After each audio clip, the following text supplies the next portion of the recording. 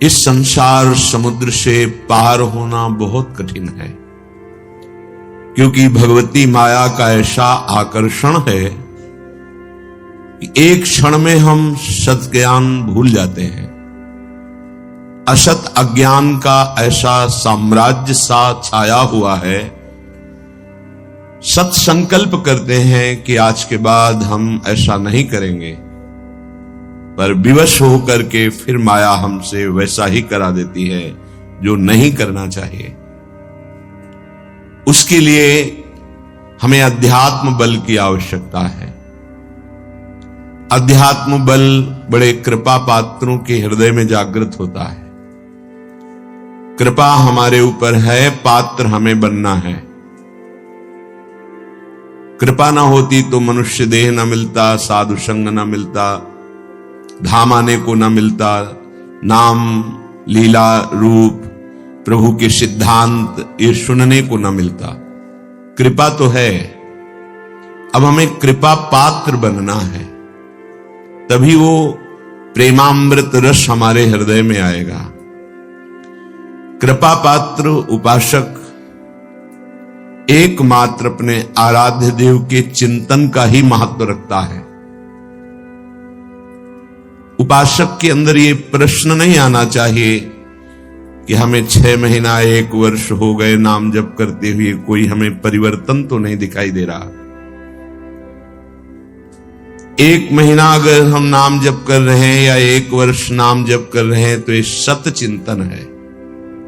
सत चिंतन कभी व्यर्थ नहीं होता।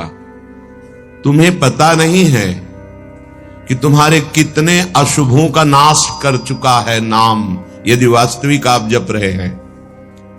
संचित कर्मों को पहले भस्म करता है नाम।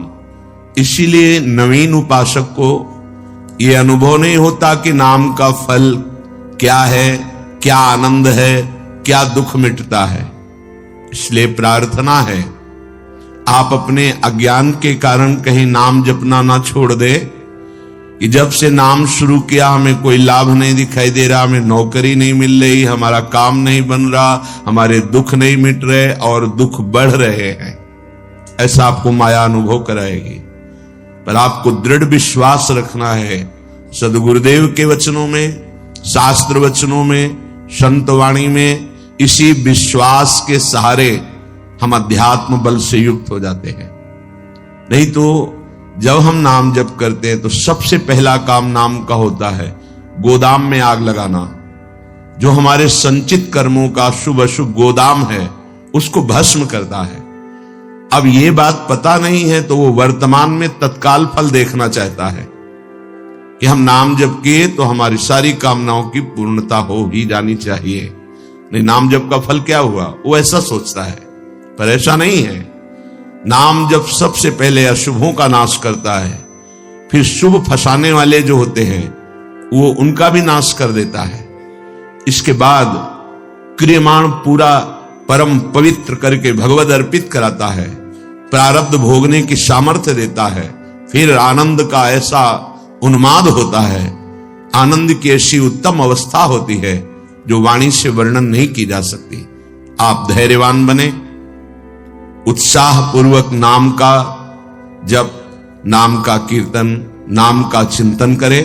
परिणाम बहुत मंगलमय होगा।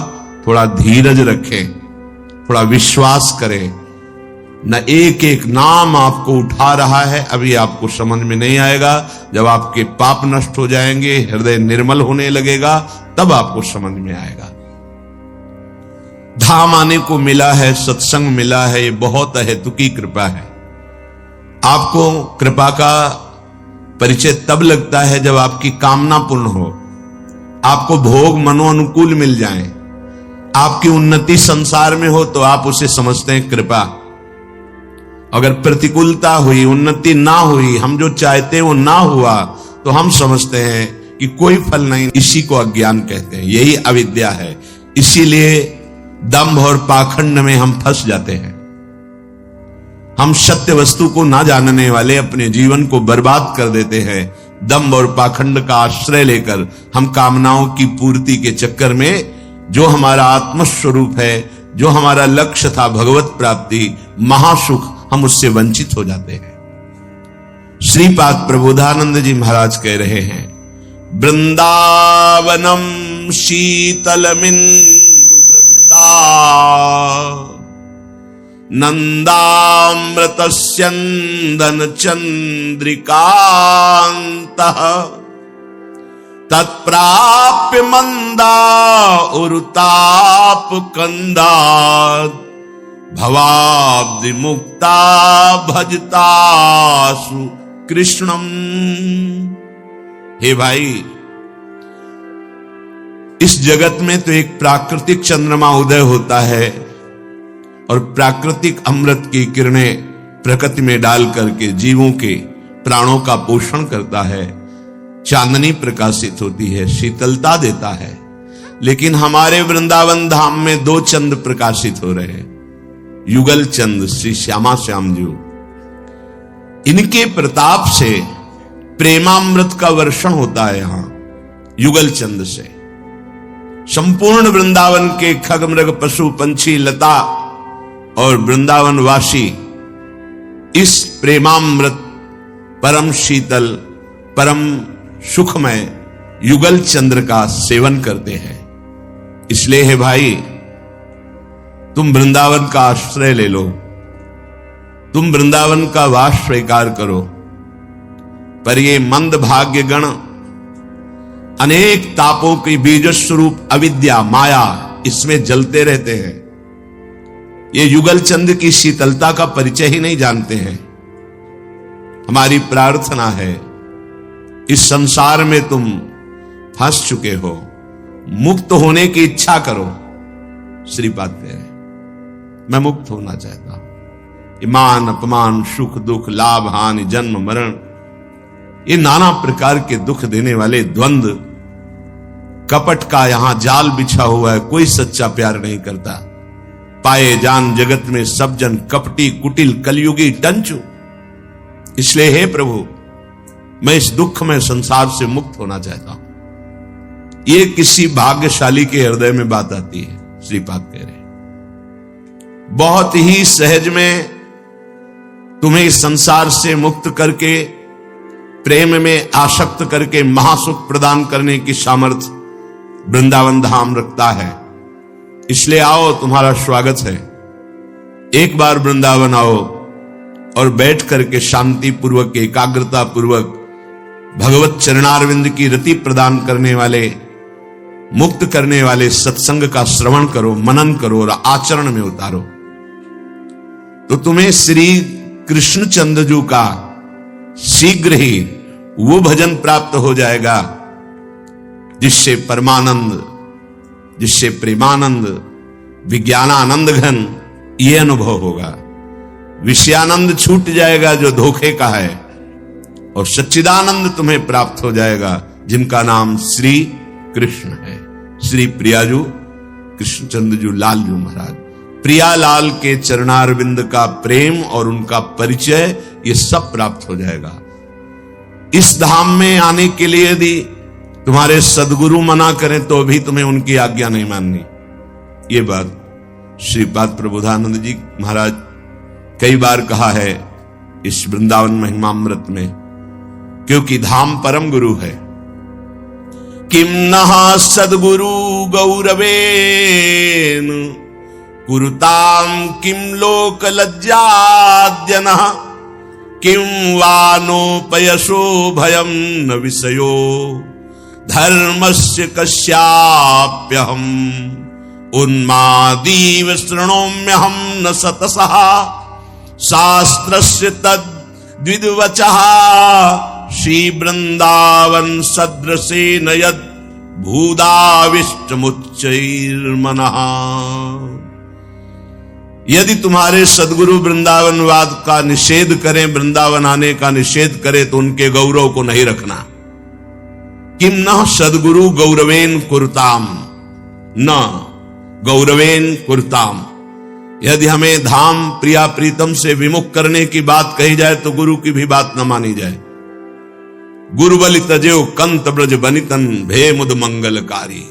तजयो पिता प्रहलाद विभीषण बंधु भरत महातारी, गुरु बलि तजयो कंत ब्रज बनितन भेमुद मंगलकारी।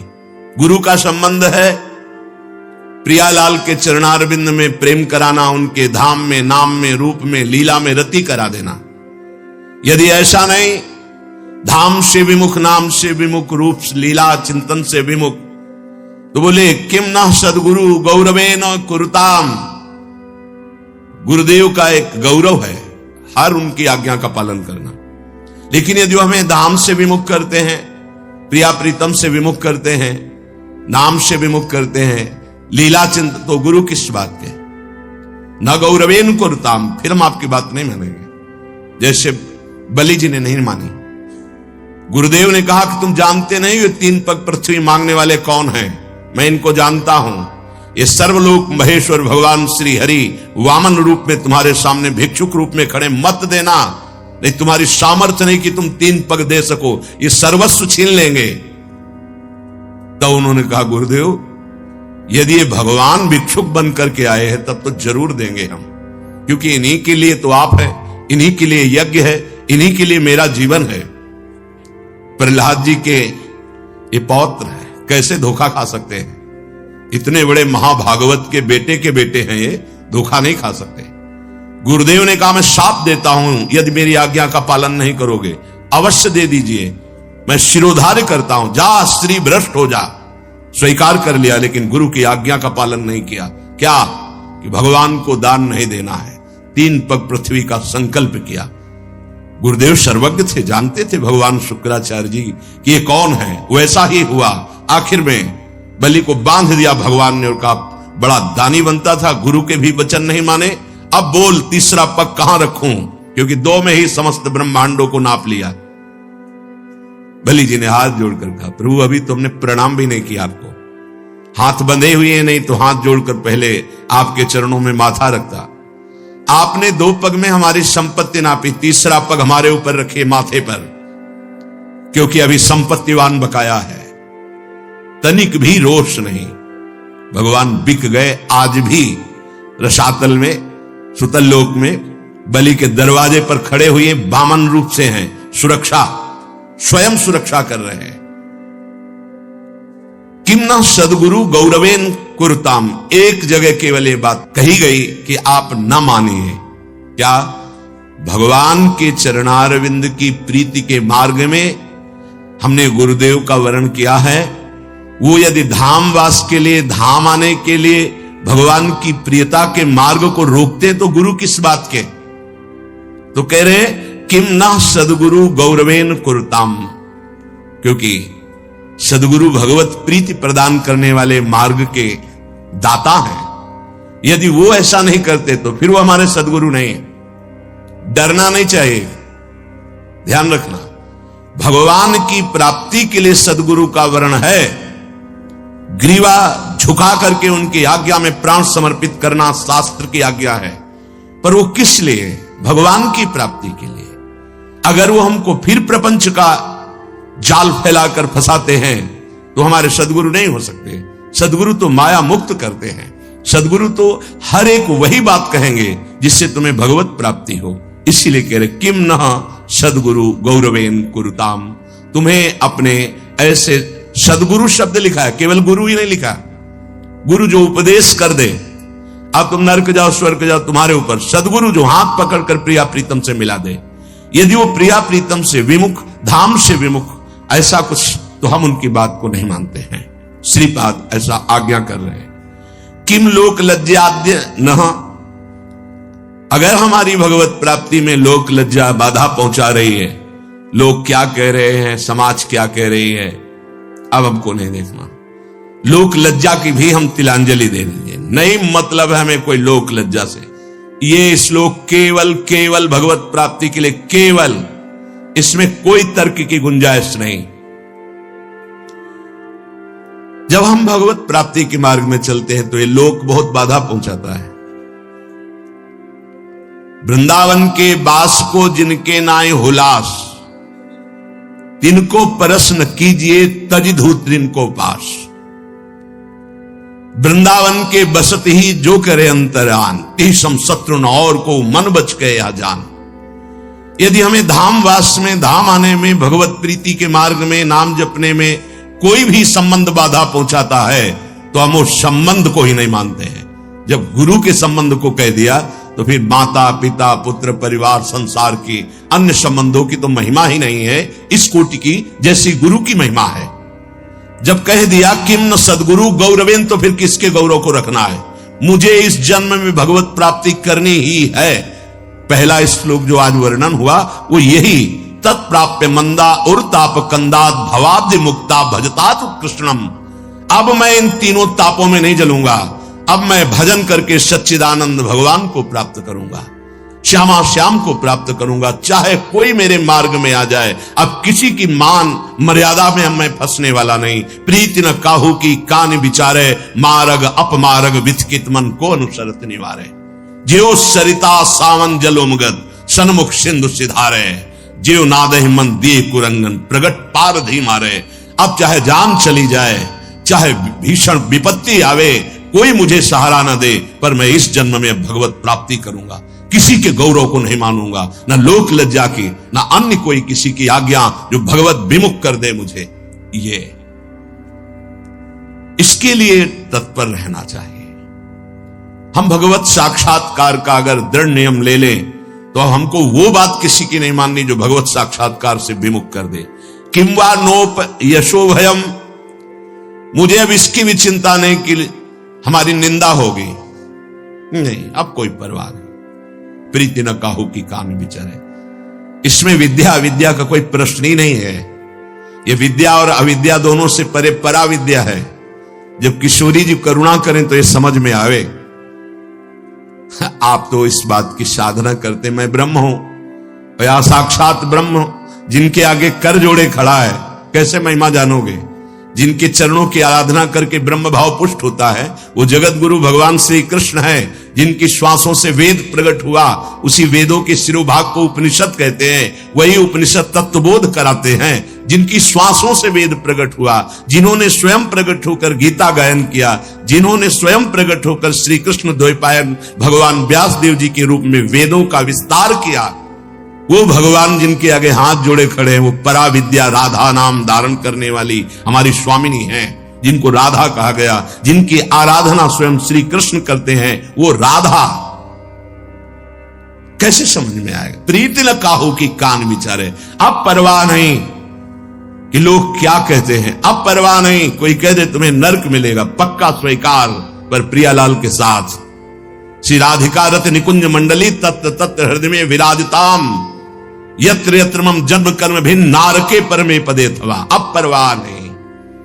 प्रेमी किसी की परवाह नहीं करता। ये श्लोक बहुत बेपरवाही का है। वृंदावन धाम से प्रेम, प्रिया प्रीतम के नाम और रूप से प्रेम, लीला से प्रेम। आप प्रेम की मर्यादा रहेगी, अन्य किसी की मर्यादा नहीं। यहां तक कि वेदान्नप सन्न्यस्तिसा केवलम अवच्छिन्न अनुरागम लभते, जो वेद का भी भली भांति त्याग कर देता है वो अखंड प्रेम को प्राप्त होता है। ये प्रेम है। अब मुझे परवाह नहीं कि लोक निंदा करता है, पक्का। हर मार्ग के पथिक का विश्राम भेष स्थल गुरुपद संन्यास है। ब्रह्मचर्य से नैष्ठिक ब्रह्मचर्य, ब्रह्मचर्य से गृहस्थ, गृहस्थ से वानप्रस्थ, वानप्रस्थ से सन्यास, नैष्ठिक ब्रह्मचर्य से महावाक्य, महावाक्य से सन्यास। सन्यास आश्रम हर मार्ग का गुरु है। और परम सन्यासी श्रीपाद प्रबोधानंद जी महाराज, जिनके हजारों की संख्या में सन्यासी शिष्य, वो बोल रहे हैं वृंदावन की रज का जब सेवन किया और प्रेम रस अनुभव में आया, तब ये जो वृंदावन महिमामृत आप सुनते हैं, ये उनके हृदय से प्रकाशित हुआ है। वो कह रहे हैं कि मेरी बात मान लो, जो गुरुदेव प्रियालाल से विमुख करें, हमें उनकी बात नहीं माननी, हमारे साथ धोखा हो जाएगा। लोक लज्जा में, लोक में जितने संबंध हैं, वो यदि हमें भगवत प्राप्ति के लिए रोकते हैं तो हम उनकी बात नहीं मानते। जाके प्रिय न राम वैदेही तजिए ताहे कोटि वैरी सम यद्यपि परम स्नेही। बात समझनी है, हमारा जीवन भगवत प्राप्ति के लिए है। अब हमारी निंदा करे संसार, इसकी भी मुझे परवाह नहीं। न विषयो धर्मस्य कस्याप्य हम। कोई हमसे ये कहे कि तुम तो धर्म से भ्रष्ट हो गए, तुम्हारा धर्म था ये करना ये करना ये करना, नहीं, तुम्हारी बात सत्य है, मैं धर्म से भ्रष्ट हो गया हूं, लेकिन परम धर्म में आके टिक गया। सावै पुंसाम परो धर्मो ये तो भक्ति अधोक्षजे। जहां श्री श्यामा श्याम की प्रेम लक्षणा भक्ति हृदय में धारण कर ली, अब नहीं, त्यज लोक धर्मान। तुम्हारा कथन सत्य है, क्योंकि हमने लोक धर्म का त्याग करके भागवत धर्म के शिरोभाग में विराजमान प्रेम धर्म का आश्रय लिया है। श्रीपाद कह रहे, आप कोई ऐसा मुझे कहे कि तुम धर्म भ्रष्ट हो तो इसकी भी मुझे चिंता नहीं। उन्मादी श्रणोम्य हम, मैं उस प्रेम उन्माद की तरफ जा रहा हूं जहां किसी की बात ही नहीं सुनी जाती। न सतसा शास्त्रश्च तद्विद वचः, ना तो मैं हजारों शास्त्रों की बात सुनूंगा और न शास्त्रज्ञ विद्वानों की बात सुनूंगा, अब तो सिर्फ श्यामा श्याम के प्रेम में उन्माद धारण करूंगा। क्या अद्भुत निष्ठा प्रेम की। उन्मादी श्रणों में हम न, मुझे मत सुनाना क्योंकि मैं नहीं सुनूंगा। क्यों? क्योंकि मैं प्रेमोन्माद में पहुंच रहा हूं।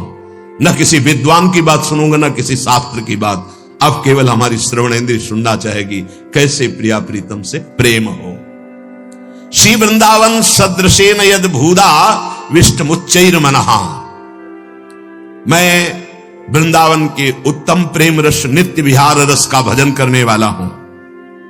मेरा मन प्रियाजू की कृपा से इस प्रेम रस में आविष्ट हो गया है। अब मेरे लिए वृंदावन से उत्तम कोई नहीं, क्योंकि वृंदावन ने मुझे प्रियाजू प्रदान किया, प्रियाजू के चरणों का प्रेम प्रदान किया, राधा नाम प्रदान किया। अब किसी की कोई मर्यादा नहीं। प्रेम की अपनी स्वयं की मर्यादा है कि वो किसी की मर्यादा नहीं रखता। प्रीति न काहू की कान विचार, ये प्रेम है। प्रीति की रीति रंगीलो ही जाने। अगर प्रेम का सही रूप कोई जानता है तो प्रभु श्री कृष्ण जानते हैं। इसलिए वो मर्यादा पुरुषोत्तम के रूप में जब अवतरित हुए तो एक एक मर्यादा का पालन। जब लीला पुरुषोत्तम प्रेमावतार श्री कृष्ण चंद्रजू, महाराज की लीलाओं को समझना सदगुरु की चरण शरण में बैठकर ही हो सकता है। जो रसिक हैं, जो लाडली लाल के रस में डूबे हुए रसिक सदगुरुदेव हैं, उनके चरणों के समीप बैठकर ही इनकी लीला समझ सकते हैं। नहीं, इनकी लीला बड़े बड़े मुनियों के लिए भी अगोचर ही है। न देवैर ब्रह्मादेर न खलु हरि भक्तैर न सुहृदा। ये स्वयं बांके हैं, इनकी लीला भी बांकी है। ये बांके की बांकी लीला को जिसका कहीं कुछ बाकी नहीं रह गया वही समझ सकता है। कोई भी चाह, कोई भी लालसा यदि बाकी है तो बांके की लीला को नहीं समझ सकता। जिसका हृदय समस्त कामनाओं से इच्छाओं से रहित हो चुका है और प्रेम रस का रसिक हो गया है, वो इनकी लीलाओं को जानता है। श्रीपाद कह रहे, ये मैंने इसलिए कहा कि मेरा मन श्यामा श्याम के प्रेम में अब प्रवेश कर गया है और ये प्रेम पंचम पुरुषार्थ है। तो उपासक को बड़ी कृपा यदि वृंदावन धाम आने को मिले, आश्रय मिले, वास करने को मिले, उसमें विशिष्ट कृपा के सत्संग मिल जाए। सत्संग से हमारे समस्त संशयों का नाश हो जाता है और हृदय दृढ़ हो जाता है कि अब मैं मुक्त होना चाहता हूं। जीवन मुक्त महापुरुष ही प्रेम में प्रवेश होता है, ध्यान रखना। प्रेम रस तभी प्राप्त होता है, पहले प्रेम जीवन मुक्त करता है, तत्वबोध कराता है। सर्वान वस्तुतया निरीक्ष परम स्वाराध्य बुद्धिर्मम, जो उपनिषद कहते हैं सर्वम खलमिदम ब्रह्मणे नानास्ति किंचन, इसका पहले बोध होता है, फिर प्रेम रस प्राप्त होता है।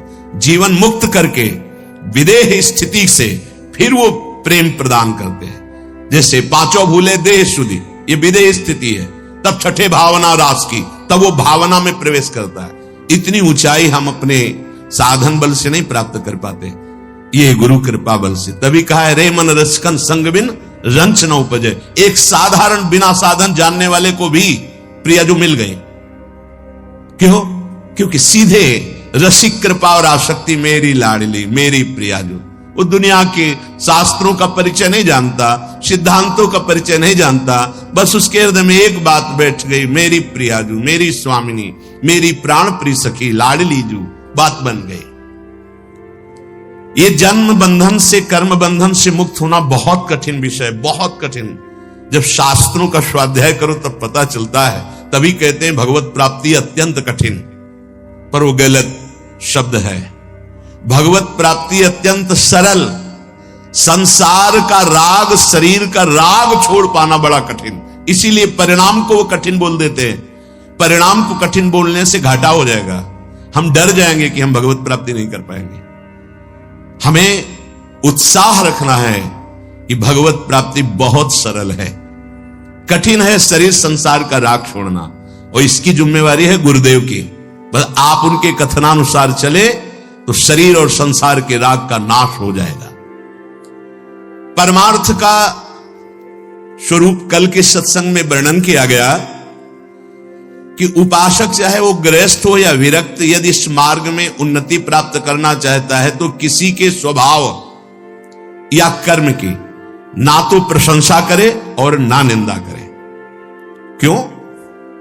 जब वो गलत कर रहा है तुम निंदा क्यों ना करें? तुम क्रिया को देख रहे हो लेकिन पावर को नहीं देख रहे। पावर गोविंद है उसमें, सामर्थ्य गोविंद है उसमें। उपासक उपास्य देव को देखता है, क्रियाओं को नहीं देखता। बोले नहीं, बहुत गंदा आदमी, उससे हम भगवान कैसे मान सकते हैं? तो गंदा उसकी क्रिया को लेकर के है, लेकिन परम कारण तत्व जो बैठा है वो निर्विकार, चेतन, अमल, सहज सुख राशि, उसको क्यों नहीं देखा? तुम क्रिया देखने वाले संसारी नहीं हो, तुम तत्व का दर्शन करने वाले भगवत भक्त हो, उपासक हो, जिज्ञासु हो। जैसे हम छाया को देखकर, कल ध्यान कीजिए सत्संग का, छाया को देखकर भ्रम हो जाता है कोई है क्या? ठूंठ को देखकर भ्रम हो जाता है भूत है क्या? रस्सी या टायर को देखकर हमें भ्रम हो जाता है ये सर्प है क्या? पर वहां कुछ नहीं होता, वो ठूंठ है, वो रस्सी है, वो आपकी छाया है। ठीक ऐसे ही पूरे संसार में आपके सिवा कुछ नहीं है। सच्ची माने आपको भ्रम होगा, कैसे ऐसे हो सकता है? जैसे स्वप्न में आपके मन के सिवा कुछ नहीं था, तो उसमें दुश्मन भी थे, मित्र भी थे, भोग भी था, ना जाने क्या क्या था, पर जब जगे तभी वो झूठा समझ में आया ना। स्वप्न में तो आपको सब सत्य लग रहा था, ऐसे ही अज्ञान से युक्त होने के कारण आपको ये नानात्व सत्य लग रहा है। स्त्री पुरुष, अच्छा बुरा, नीच उत्तम मध्यम, ये आपको लग रहा है। श्री भगवान कह रहे हैं बहुत गूढ़ प्रसंग है। अगर आज का प्रसंग समझ लेंगे तो प्रियाजू के चरणों में लिपट जाएंगे कि मेरे बस की बात नहीं। ध्यान से सुनिएगा।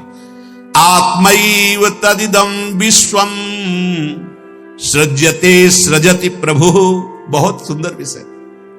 भगवान ने अपने आप से अपने आप का सृजन किया है, दूसरा कुछ नहीं।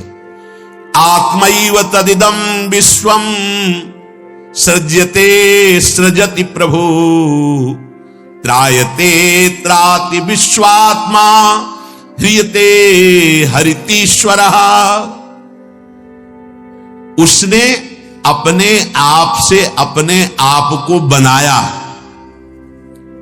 त्रायते त्राति विश्वात्मा ह्रियते हरितीश्वरः, और अपने आप से अपने आप की रक्षा की, पालन किया। और फिर ह्रियते हरितीश्वरः, फिर अपने आप से अपना संहार किया। यह है सत्य विषय। उद्धव तस्मान्नहात् बनोन्यस्मा दन्यो भावो निरूपितः निरूपितेयं त्रिविधा निर्मूला भातिरात्मनि इदं गुणमयं विद्धि त्रिविधम मायया कृतम। इसलिए उद्धव तुम सच्ची बातें समझो। मैं अपने आप से अपने आप को रचा, अपने आप से अपने आप का पालन किया, और अपने आप से अपने आप का संहार कर लूंगा। किसको दोष दर्शन दें, किसकी निंदा करें, किसकी प्रशंसा करें? कोई दूसरा हो तब ना। अब कह रहे हां, जिनको ज्ञान दृष्टि नहीं प्राप्त हुई है, व्यवहार दृष्टि प्राप्त हुई है, वो ये बात ना समझकर भिन्न देखते हैं। ये अच्छा, ये बुरा, ये स्त्री, ये पुरुष, ये जड़, ये चैतन्य, आदि आदि। उद्धव ज्ञान दृष्टि के अतिरिक्त मेरे इस रहस्य को किसी और दृष्टि से नहीं जाना जा सकता। जो कुछ भी तुम्हें दिखाई दे रहा है, प्रतीत हो रहा है, तुम्हारे चिंतन में आ रहा है, ये केवल मैं ही मैं हूं। देखो, पीछे मन को लगाने की दो युक्तियां बताई गई थी। आपका मन जहां जहां जा रहा है वहां भगवान देखने की चेष्टा करे। वो वस्तु, वो व्यक्ति, वो पदार्थ, वो श्री भगवान ही हैं। क्योंकि जब पहले सृष्टि नहीं थी तो श्री भगवान थे। भगवान ने अपने आप में सृष्टि रची तो सब कुछ भगवान है, और जब समेट लेंगे तो केवल भगवान बचेंगे। तो जहां जहां मन जाए, जिस वस्तु, व्यक्ति, स्थान में, उस श्री भगवान को देखिए कि ये वस्तु, ये व्यक्ति, ये स्थान मेरे आराध्य देव बने हुए। दूसरी बात कही गई थी, जहां जहां मन जाए वहां से हटा के अपने लक्ष्य में लगाइए। बार बार मन को ऐसा करने से वो मन लक्ष्य में लग जाएगा, स्थिर हो जाएगा। अनिर्वचनीय मैं ही सब रूपों में स्वयं विराजमान हूं। इसलिए मेरी सृजन लीला देखकर, मेरी पालन स्थिति लीला देखकर और मेरी संहार लीला देखकर मेरा भक्त विचलित नहीं होता, क्योंकि मैं ही मैं स्वयं का सृजन, पालन और संहार कर रहा हूं। ये जो तीन प्रतीतियां हो रही, सृजन, पालन, संहार, अध्यात्म, अधिदैव, अधिभूत, ये बिल्कुल निर्मूल है। जैसे माया, जैसे स्वप्न में कुछ नहीं था, वैसे ही माया के द्वारा कुछ नहीं है। न सृजन है, न पालन है, न संहार है। मान सकते हो? मलिन अंतःकरण अज्ञान की स्थिति में कैसे मान पाओगे? ना होने पर यह प्रतीत हो रहा है। कैसे? ये तीन गुणों के प्रकाश से, सतोगुण, रजोगुण, तमोगुण के प्रभाव से दृष्टा, दर्शन, दृश्य, ये त्रिविधता पैदा हो गई। इसी त्रिविधता को मिटाने के लिए हमें मानव जन्म मिला है, साधना मिली, किसी और को पाने के लिए नहीं, अपने आप को जानने के लिए। एतद् विद्वान मदुदितम ज्ञान विज्ञान नैपुणम न निन्दन्ति न च स्तौति लोके चरति सूर्यवत। जो मेरे इस परमार्थ सिद्धांत को जान जाता है, वो ज्ञान विज्ञान में उत्तम स्थिति को प्राप्त हुआ महात्मा ना कभी किसी की प्रशंसा करता है, ना किसी की निंदा करता है। वो सूर्य के समान पूरे त्रिभुवन में समभाव से विचरता है। प्रत्यक्षेणानुमानेन निगमेनात्म संविदा आद्यंतवद सच ज्ञात्वा निसंगो विचरेदिह। इसलिए मेरा भक्त प्रत्यक्ष से, अनुमान से, शास्त्र से, आत्मानुभूति से, महापुरुषों से वो ये जान चुका है कि ये माया का त्रिविध खेल चल रहा है, सतोगुणी, रजोगुणी, तमोगुणी, पालन, सृजन, संहार। इसलिए वो सबसे असंग हो जाता है। ये स्थूल, सूक्ष्म कारण, तीनों लोग असंग होकर के वो अपने आप में तृप्त रहता है। धन्य है ऐसा महापुरुष जो अपने आप में तृप्त रहता है। वो असंग भाव से विचरता है। उद्धव जी को एक प्रश्न यहां परेशान करने लगा मन में कि आत्मा अविनाशी, चैतन्य घन, शरीर जड़ नाशवान, फिर ये जन्म किसका होता है, फिर मरण किसका होता है? प्रश्न कर बैठे। बहुत सुंदर प्रश्न है और बहुत सुंदर उत्तर है। यदि आप समझ पाए तो आप प्रियाजू के चरणों में भाग पड़ेंगे, क्योंकि आपकी समझ के परे की बात है। कि लाडली जो मेरी तो कुछ समझ में नहीं आया, बस मैं तो यही कह रहा हूं, हमारी महारानी श्री राधा रानी। इसलिए सुन, थोड़ा धूप का ताप लगे ना तो वृक्ष की छाया अच्छी लगती है। देखो, संसार से मुक्त होने के लिए ये बहुत जोर का प्रश्न है। उद्धव जी ने कहा, नैवात्मनो न देहस्य संस्थितिर्दृष्ट दृश्ययोः अनात्मस्व दृशोरीस कस्य स्युदुपलभ्यते। प्रभु, ये चर्चा आपको मिलेगी नहीं प्राय, क्योंकि कथन और श्रवण के लिए स्थान की भी जरूरत होती है। तो यह श्रीधाम वृंदावन, और यहां व्यक्त अव्यक्त बड़े बड़े महापुरुष पधारे हुए हैं। तुम्हारी दृष्टि नहीं है तो तुम्हें व्यक्ति समझ में आएगा। जहां भगवत शास्त्रों का सत्संग होता है, वहां सनक सनंदन सनातन सनत कुमार श्री हनुमान जी महाराज, बड़े बड़े महाभागवत पधारते हैं, और उन्हीं के सानिध्य से समझ में आ सकता है। ये विशुद्ध भागवत परमार्थ मार्ग है। उद्धव जी ने पूछा कि भगवान, ये जो आत्मा है ये दृष्टा है और शरीर जो है ये दृश्य है। आत्मा स्वयं प्रकाश है और देह जड़ है। ऐसी स्थिति में यह जन्म मरण किसका होता है? आत्मा का जन्म मरण हो नहीं सकता क्योंकि स्वयं प्रकाश है, और जड़ शरीर का हो नहीं सकता क्योंकि नाशवान विकारी है, ये तो यही नष्ट हो जाता है। महाराज, ये मरता कौन है और जन्मता कौन है? ना आत्मा और ना शरीर। अगर ये शरीर जन्मता मरता है तो शरीर को नष्ट करने के बाद फिर अब जन्म मरण खत्म हो जाना चाहिए, पर फिर शरीर मिलता है। आत्मा को हो नहीं सकता क्योंकि स्वयं प्रकाश, निर्विकार, चैतन्य घन। तो ये होता किसको है जन्म मरण? इसका होना उपलब्ध है कि होता है जन्म मरण, तभी होता किससे है भगवान? हे जगत गुरु, आप हमारे संशय की निवृत्ति करें। आत्मा व्ययो गुणः शुद्धा स्वयं ज्योतिरनावृतः अग्निवद्दारुवच्चिद्देहा कस्येह संसृति। नाथ, आपकी कृपा से इतना तो पता चला है कि आत्म तत्व अविनाशी है, प्राकृत अप्राकृत गुणों से रहित है, शुद्ध स्वयं प्रकाश है, कोई भी आवरण उसे ढक नहीं सकता। शरीर विनाशी है, साकार है, अशुद्ध है, आत्मा से प्रकाशित है और आवृत है माया के गुणों से। प्रभु, आत्मा तेज स्वरूप प्रकाशमान, शरीर काठ की तरह अचेतन, फिर ये जन्म मृत्यु संसार किसको प्राप्त होता है? कौन है जो बार बार जन्मता है मरता है?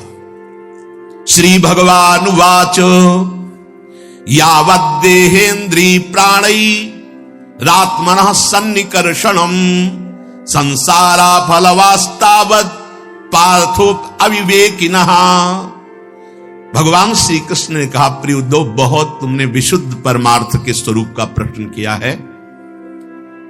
यद्यपि इस संसार का ज्ञान में कोई अस्तित्व नहीं है, अज्ञान के कारण यह भास रहा है, पर ध्यान देने योग्य बात, जब तक ये देह का अभिमानी है, मैं स्त्री मैं पुरुष, मैं ये देख रहा हूं, मैं खा रहा हूं, मैं बोल रहा हूं, इंद्रियों का अभिमानी है, प्राणों का अभिमानी है, तब तक आत्मस्वरूप जो निर्विकार सच्चिदानंदमय है, इस भ्रांति के कारण बार बार जन्म और मरण को प्राप्त होता रहता है। यद्यपि ना उसका कभी जन्म होता है ना मरण होता है, फिर भी भ्रांति, ये भ्रांति स्वप्न की तरह है। अर्थे हृदयमाने पी संस्कृतिर न निवर्तते ध्यायतो विषयानस्य स्वप्ने नर्थागमो यथा। जब तक इसको ये भान रहता है कि मैं स्त्री हूं, मैं पुरुष हूं, मैं अपनी इंद्रियों से भोग रहा हूं, मैं ये भोगा हूं, ये भोगूंगा, ये उसकी भ्रांति ऐसे है जैसे स्वप्न में। और स्वप्न में प्राप्त हुआ सुख दुख जब तक जागता नहीं तब तक सत्य भासता है। स्वप्न की विपत्तियां या स्वप्न का सुख कोई भी सत्य नहीं है, पर वो जब तक जगाया नहीं जाएगा तब तक उस विपत्ति या सुख को भोगता रहेगा। ऐसे ही बिल्कुल न जन्म है न मरण है, आत्म तत्व निर्विकार, शरीर भ्रमात्मक त्रिगुणात्मिका माया से रचा हुआ। पर जो साधक, जो मनुष्य अपने को स्त्री या पुरुष मानकर और विषय भोगों का चिंतन करता रहता है, वो अज्ञानी स्वप्नवत भोगों में फंसा हुआ जन्म मरण रूपी संसार से कभी निवृत्त नहीं हो सकता। पहली बात, जो नींद में देख रहा है स्वप्न को, तो उसमें सब सत्य उसे भास रहा है, पर जो जग करके फिर चिंतन किया तो उसे झूठा नजर आया। तो जगना है भगवान के प्रेम में, भगवान के विशुद्ध तत्व ज्ञान में। उद्धव जी जब तक जगा नहीं है तो उसका परिचय है शोक हर्ष भय क्रोधो लोभ मोह स्पृहादयः अहंकारस्य दृश्यन्ते जन्म मृत्युश्च नात्मनः। बार बार इससे शिकार होना पड़ेगा मृत्यु का, काल का। किसे? जिसके हृदय में अहंकार है। ये बहुत खतरनाक चीज है। अहंकार सब में है, केवल महाभागवत भगवत प्रेमी महात्मा में नहीं या शुद्ध तत्ववेत्ता ज्ञानी में नहीं, दो के अलावा सब में है। ये थोड़ा कम है, थोड़ा ज्यादा है, वो बढ़ता घटता साधन के अनुसार। लेकिन पूर्ण अहंकार रहित होने का मतलब जीवन मुक्त महापुरुष। अहंकार किसी एक वृत्ति में नहीं है, हर वृत्ति में है, सोच में है, शरीर में है, इंद्रियों में है, अंतःकरण में, स्वभाव में, सबका मूल अहंकार। ये स्वभाव अहंकार से युक्त हो गया। मेरा मन, मेरी बुद्धि, मेरा चित्त, मैं ये करता, मैं ये भोगता, ये पूरा अंतःकरण अहंकार। मैं ये देख सकता हूं, मैं बोल सकता हूं, मैं सुन सकता हूं, मैं तुम्हारे मन की बात जान सकता हूं, सब अहंकार। शरीर, मैं स्त्री, मैं पुरुष, मैं गोरा, मैं जवान, मैं विद्वान, मैं धनवान, में बड़ी बाढ़ है अहंकार की।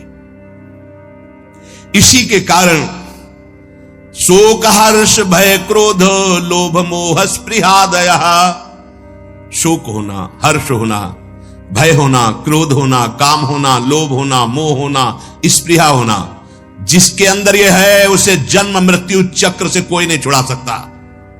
भगवान कह रहे वो मृत्यु का बार बार शिकार होगा, काल उसे मारेगा। जिसके अंदर अहंकार है, शोक है, हर्ष है, भय है, क्रोध है, काम है, लोभ है, मोह है, स्पृहा है।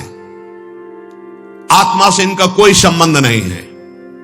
देहेंद्री प्राण मनोभिमानो जीवोंतरात्मा गुण कर्म मूर्ति सूत्रम महानित्युरुदेव गीता संसार आधावति काल तंत्र अमृतमय है। देह अभिमान, इंद्रिय अभिमान, प्राण मैं बलवान, मन अभिमान, इनमें जो स्थित है अपने स्वरूप को भूल करके वो अभिमानी बार बार जन्म और मरण लेता, बार बार जन्म मरण को स्वीकार करता है। वो अपने स्वरूप को नहीं जानता, इसीलिए उसका नाम जीव रख दिया गया। ये जो जन्म मरण होता है सूक्ष्माति सूक्ष्म शरीर का होता है, सूक्ष्म शरीर का। अब हमें जानना होगा जिसे लिंग शरीर कहते हैं, वही बार बार सूक्ष्म शरीर को शास्त्रीय भाषा में लिंग शरीर कहते हैं। वही देहाभिमानी उसी शरीर को लेकर बार बार नर्क स्वर्ग अपवर्ग अन्य योनियों में मानव देह में वही आता है। अब ये समझना होगा सूक्ष्म शरीर क्या है जो बार बार जन्म लेता है। पहले साधन चतुष्टय के बिना अपने को समझ पाना बहुत कठिन है। साधन चतुष्टय किसे कहते हैं? मतलब ये चार साधन जब जिसके हृदय में जागृत होते हैं वो भगवत प्राप्ति या मोक्ष पद का अधिकारी हो जाता है। फिर स्थूल सूक्ष्म कारण शरीर की जानकारी करते हैं। ये हमारे कपड़े हैं ना कि मैं हूं। बहुत सुंदर अध्यात्म की चर्चा है, भगवान की कृपा होगी तो आप समझ पाएंगे। और इसका समझने का तात्पर्य है कि भगवान की तरफ दौड़ पड़ना। आदौ नित्या नित्य वस्तु विवेक परिगण्यते, पहला साधन। सत्य वस्तु क्या है, असत्य क्या है, पहला है। इसकी अभी व्याख्या करेंगे। दूसरा, इहा मूत्र फल भोगो विरागस तदनंतरम, इस लोक और परलोक के समस्त भोगों से वैराग्य हो जाना।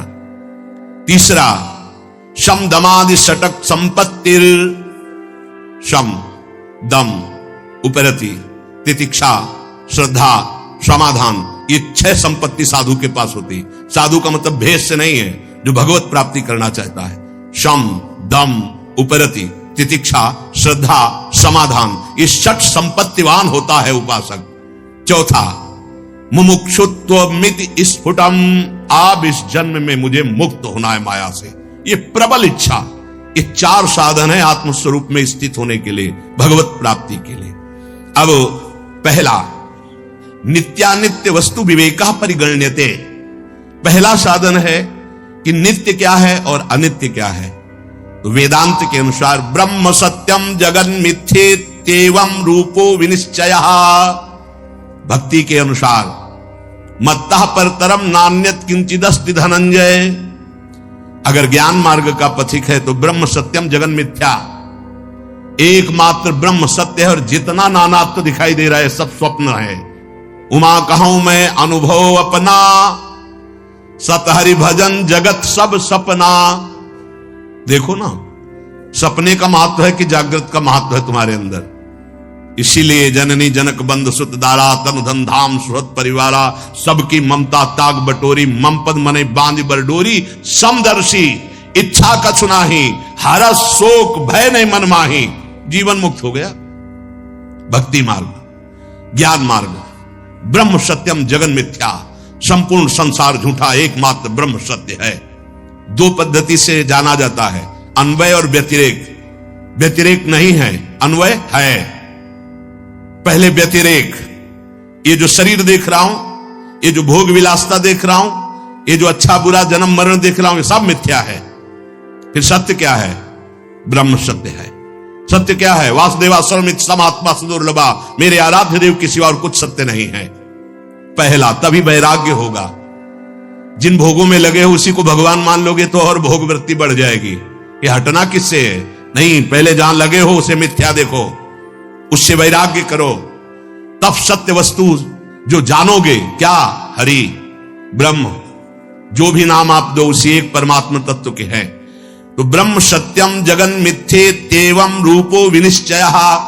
जिसकी बुद्धि ने निश्चय कर लिया है कि एकमात्र आराध्य देव के सिवा सब झूठा, सारे रिश्ते नाते, सारी भोग विलासिता ये स्वाप्निक है, सत्य है तो सच्चिदानंद प्रभु सत्य है। ये पहला साधन। नित्य अनित्य वस्तु का विवेक। नित्य क्या है? प्रभु ब्रह्म। अनित्य क्या है? उसके सिवा सब। इसीलिए बहुत कठिन पड़ता है, गुरु कृपा से ही ये बात समझ में आती। दूसरा है इहामूत्र फल भोगो विरागस तदनंतरम।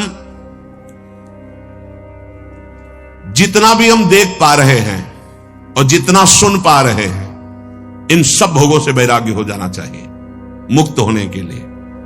सुने हुए भोग, जैसे शास्त्रों में ऐसा करे तो विमान मिलेगा, अप्सरा मिलेगी, ये मिलेंगे, वो मिलेंगे, इतने यज्ञ करने के बाद इस पद का अधिकारी होगा, इस पद का अधिकारी होगा, 100 अश्वमेध यज्ञ के बाद देवराजिंद्र पद का अधिकारी होगा, ऐसा तप करने से तप लोग जाएगा, ऐसा करने से महर लोग जाएगा, ऐसा होगा तो जन लोग, ये सब वेदों में वर्णन है।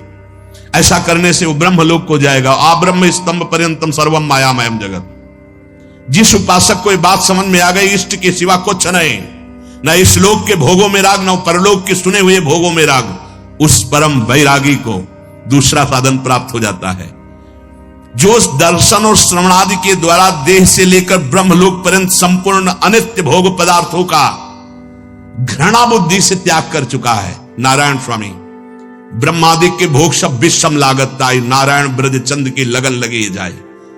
समझो कितना कठिन है भोगों का राग। यहां से ही नहीं, यहां से लेकर ब्रह्मलोक तक कोई भी भोग उतरे और तुम्हारा मन चलायमान ना हो, उतरता है, उसे दूसरा नहीं जानता, वही उपासक जानता है जो जिस कोटि का होता है। जैसे आप मृत्यु लोक के भोगों पर विजय प्राप्त कर लिए तो आपके पास अप्सरा आएंगे, आपके पास दैवी आकर्षण आएगा, आपको ऐसा आएगा जैसे स्वप्न में आता है। बैठे बैठे एकांत सेवन कर रहे हैं, आपके सामने वो दृश्य उपस्थित है, चिल्ला पड़े, नहीं प्रियाजू, हे करुणामयी स्वामिनी, ये मेरा मन कहां खत्म दृश्य, आगे बढ़ो। हर लोक का भोग आएगा, हर लोक की आकर्षणकारी वृत्तियां आएंगी।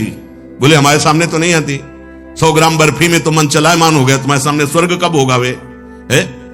यहां का साधारण 5 भौतिक शरीर तो तुम्हें गिरा दिया तो तुम्हारे सामने अप्सरा आएगी। भले समझो, यहां लाख 10 लाख करोड़ का आदि तो तुम्हें गिरा दिए तो तुम्हारे पास सिद्धियां आएंगी। समझो, जब इस लोक के किसी भी भोग का आकर्षण उपासक के अंदर नहीं रहता, तब दैवी आकर्षण उपस्थित होता है। पूज्य पादुड़िया बाबा के पास ऐसी देव सुंदरियां स्वर्ण की थालों में विभिन्न प्रकार के खाद्य पदार्थ लेकर, और बाबा मुझे स्वीकार करो, भोग स्वीकार करो, भाग पड़े बाबा। और जब भागे बहुत और अंदर से पुकारा गुरुदेव, तब पीछे मुड़ के देखा कुछ नहीं, दैवी सब। उनको बड़ा आनंद आया कि चलो भयभीत हो गए, कम से कम राग तो नहीं हुआ, आगे बढ़े। इस लोक में जो दर्शन किया, श्रवण किया, परलोक की जो बातें श्रवण करी, कहीं भी कोई आसक्ति नहीं, घृणा बुद्धि से कि सब माया में जादू का तमाशा है, सत्य है तो प्रियालाल सत्य है, प्रभु सत्य है, उसे वैरागी कहते हैं। दूसरा साधन। तीसरा बहुत जोर की संपत्ति है, यह साधक की संपत्ति है, बोले शम दमादि षटक संपत्ति है। पहला शम, बार बार जो इंद्रियों में विषयों का आकर्षण आता है उसमें दोष दृष्टि होना, कुछ नहीं। कौन सा ऐसा द्वार है जहां से अमृत निकलता है? कौन सा ऐसा भोग है जो हमें परम सुख प्रदान कर सकता है? बार बार दोष दृष्टि, और उसका चित्त विरक्त हो गया, चित्त, और अपने लक्ष्य पे स्थित हो गया है, उसे शम कहते हैं। चित्त को ही संकल्प विकल्प करने के कारण मन कहते हैं। जिसका मन अपने आराध्य देव में आसक्त हो गया है, कोई भोग उसे विचलित नहीं करता है, वो पहला संपत्तिवान है। शम रूपी संपत्ति उसको प्राप्त हो चुकी है। दूसरा, विषय येभ्यः परावर्ते स्थापनम स्व स्व गोलके उभये सा इंद्रियाणाम सा दमः परिकीर्तितः। बिना किसी भोग का अवलंबन लिए हुए हर इंद्रिय अपनी अपनी जगह अंतर्मुख। नेत्र खुले हैं पर केवल लक्ष्य दिखाई दे रहा है, कान है पर उसे केवल अपने आराध्य देव की बात, मंत्र, नाम सुनाई दे रहा है। हर इंद्रिय अपने गोलकों में स्थित होकर अंतर्मुख हो गई है। अभी हमारी हर इंद्रिय बहिर्मुख है। ज्ञानेंद्रियां और कर्मेंद्रियां दोनों को साधक ने खींच लिया है और खींच करके अपने स्थानों पर स्थित कर दिया है। उसे दम कहलाता है। वो उपासक दम संपत्तिवान है, अपनी 10 इंद्रियों को अधीन कर लिया है। क्यों? क्योंकि शम में ही पहले घृणा हो चुकी है, यहां से लेके ब्रह्मलोक तक के भोगों से दोष दृष्टि हो गई है उसकी। उन भोगों से उसको किंचन मात्र भी सुख की आशा नहीं रही, तो इंद्रियां अपने आप अंतर्मुखी हो गई। वो दम स्थिति को प्राप्त हो। बोले तुम्हें दम हो तो करके दिखाओ। तो सच्चा दम यह है कि अपनी इंद्रियों को, चाहे ज्ञानेंद्रिय चाहे कर्मेंद्रिय, वो भोगों से हटा करके सच्चिदानंद अपने लक्ष्य में स्थित है। वृत्ति का बिल्कुल बाह्य न होना, किसी भी बाह्य विषय से आकर्षित न होना, इसी का नाम उपरति है। कई बार चर्चा की है। पहले शम दम उपरति। भोगों की लालसा है पर मैं भोगूंगा नहीं, क्योंकि भगवत प्राप्ति करना इसे त्याग कहते हैं। यहीं से शांति शुरू हो जाती है। त्यागात् शान्तिरनन्तरम्, ये पहला त्याग।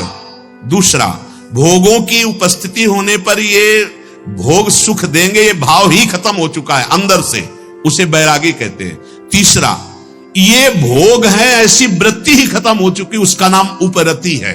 सम दम उपरति। सम अपने चित्त का, अपने मन का आराध्य देव में स्थित हो जाना, कहीं आकर्षित ना होना। दम अपनी 10 इंद्रियों को निज गोलकों में स्थित करके अंतर्मुख कर लेना। उपरति, किंचन मात्र त्रिभुवन में कोई भोग सामग्री भी है ऐसा भान न रह जाना, उसे उपरति कहते हैं। अब तितिक्षा, शहनम सर्व दुखानाम प्रतिकार पूर्वकम चिंता विलाप रहितम सा तितिक्षा निगद्यते। उपासक को जो तितिक्षु है, सहनशील, सबसे बड़ा पहला लक्षण है महात्मा का, चाहे वह गृहस्थ हो चाहे विरक्त हो, भगवत मार्ग के पथिक का। तितिक्षवः, भगवान कपिल देव जी ने कहा। फिर कहा कारुणिका सुहृदा सर्वभूताना, आगे बात अलग है। पहला है तितिक्षवः। किसे कैसे हैं तितिक्षवा? बोले सहनम सर्व दुखानाम, समस्त दुखों को बिना प्रतिकार किए हुए सह जाना। कोई निंदा कर रहा है, कोई अपमान कर रहा है, या शरीर रोग से ग्रसित हो गया, या कुछ भी, हर दुख को सहना, अपनी दिनचर्या में फर्क नहीं पड़ने वाला। सच्ची बात समझना। एक संत को देखा तो वो एक करवा रखते थे और उसमें पंजीरी रखते, सेनपुर में, जिसमें बाबा सरकार मग्नानंद सरस्वती जी रहते थे, पास में ही था, वो उनका आश्रम था। वो 4 घंटे गंगा जी में खड़े होकर के मंत्र जाप करते थे। अलग अलग संतों की दिनचर्या होती है। तो कछुआ ने काट लिया। अब रोज खड़े होना, कोई औषधि नहीं, प्रतिकार नहीं उसका, तो वहां सड़न पैदा हो गई और पूरा पैर पक गया।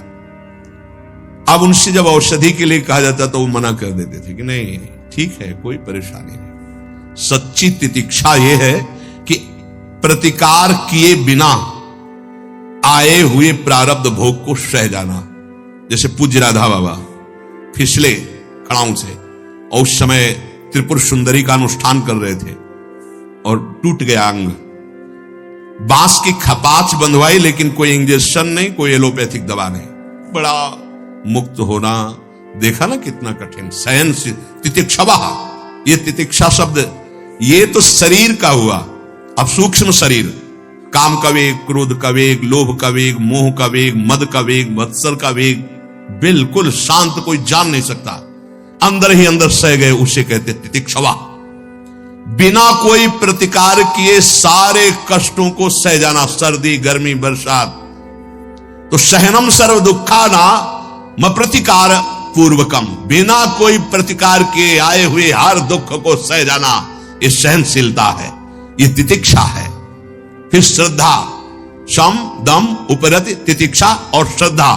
जैसा गुरुदेव बोले बिल्कुल वैसा, बिना विचार किए वैसे का वैसा मानना, जैसा शास्त्र आज्ञा कर रहा है वैसे का वैसा मान लेना, इसे श्रद्धा कहा गया है। और श्रद्धावान लभते ज्ञानम, वही शुद्ध ज्ञान और भक्ति को प्राप्त होता है। तुम्हें लाभ दिखाई दे रहा है लेकिन गुरुदेव को हानि दिखाई दे रही, गुरुदेव की बात मानो, नहीं, जो वो कह रहे हैं हमें अक्षरशः पालन करना है। अब इसके बाद समाधान, कई बार कहा है कि चित्त का समाधान हो जाना चाहिए साधक का,